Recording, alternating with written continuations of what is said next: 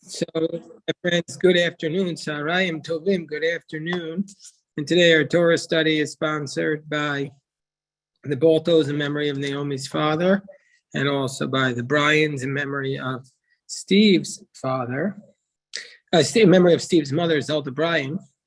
So let us go to today's parsha. Today's parsha, we're going to first, every day we study the Rashi on the portion, and people are welcome to join us on the same Zoom channel or in person.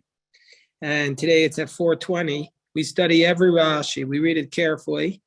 And so today I'm going to give you a few highlights from those Rashis with some commentaries on those Rashis.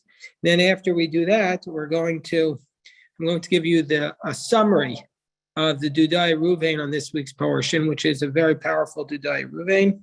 And if we have time after that, we're going to go to the Slonima Rebbe, what he says about this week's portion. So I don't know if we'll have time for everything, but next week, God willing, we'll be back to our twice a week Parshas HaShavua.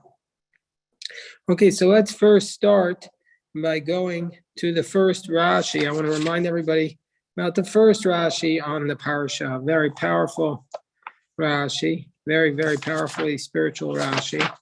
And Rashi tells us the following. Rashi says,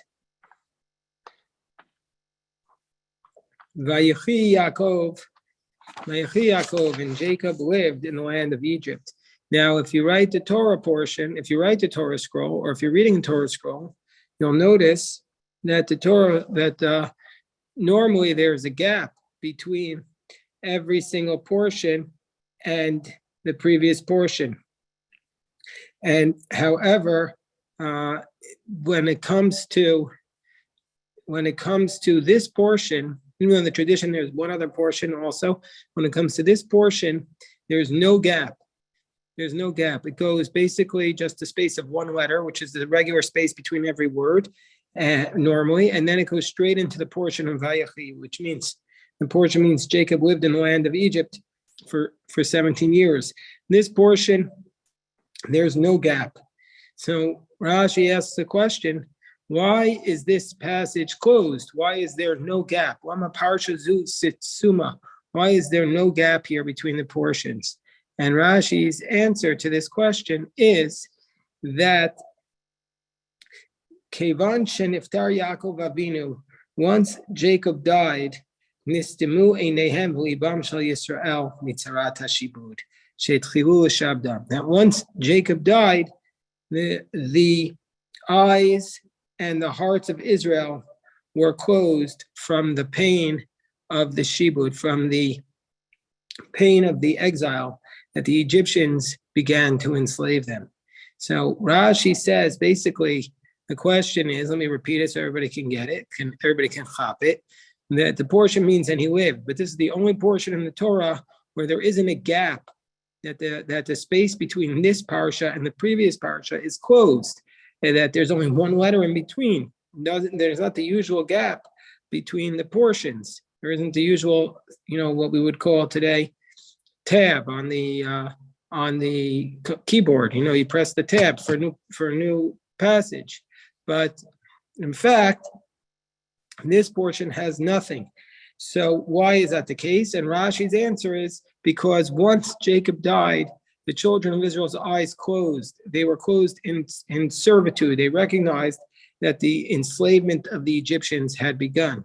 So that's what Rashi says. Now we wonder, what does Rashi mean? What do you mean the enslavement of the Egyptians the enslavement of the Jews had begun when Jacob died? The enslavement had not begun. The enslavement only began many years later when a new Pharaoh arose who did not understand Joseph. So what do we mean that the enslavement has begun now?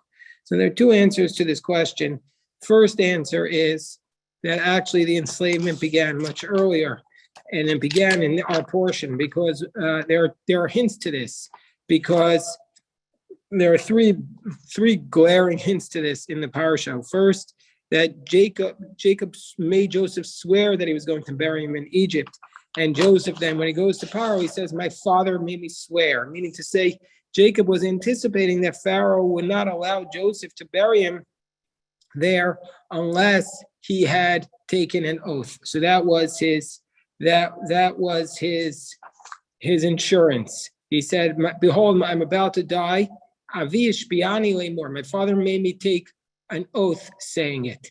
And that's one proof that Joseph had to be bound by an oath in order to convince Pharaoh to let him do it. Second is, if you look closely at that text, Joseph didn't even have an audience directly with Pharaoh anymore. When after Jacob died, it says in chapter 50, verse 4, the days of his crying have passed. Joseph spoke to the house of Pharaoh. Joseph is no longer speaking to Pharaoh directly. He speaks to the house of Pharaoh. And he says, if I find favor in your eyes, you please speak. If I find favor in your eyes, please speak into the ears of Pharaoh. Joseph can't go to Pharaoh directly. He has to beg other people who have more direct access than him to speak to Pharaoh for him. So Joseph has been removed from power even before he dies. He's on the outs. And so we see, as soon as Jacob has died, the Jews are indeed they seem to be in servitude already, that Joseph has lost his ability. Now, maybe they're not actually enslaving them, but when you see where something is going, you see, if you can't speak to Pharaoh, if you have to beg people, if you have to take an oath to your father in order to get the permission just to bury your father, that shows that Pharaoh has a pretty tight leash on Joseph. And then the third thing is, it states that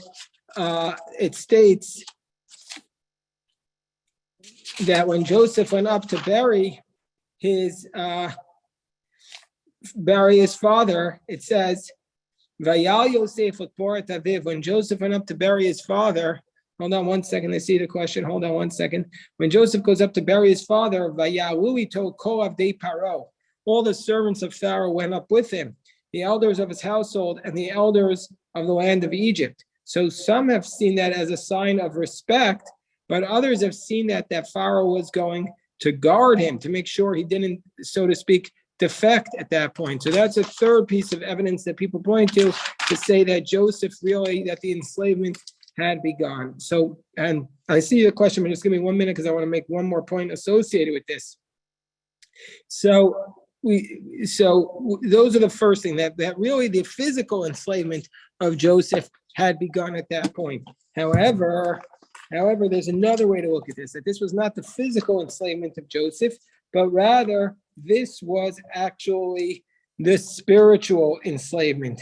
So it says, this is what Rav Volbe writes. So Rav Volbe, the great mashgiach, writes that it was that Chazal, when they say the enslavement began at this point, it was not a physical enslavement, but a spiritual point. Because at this point, that Bnei Israel began to be influenced by the Egyptian culture. As long as Yaakov Avinu was alive, he made sure that Bnei Israel were able to maintain this spiritual level that they had achieved in Canaan. But when Yaakov passed away, they lost Yaakov's protection against the prevailing cultural winds.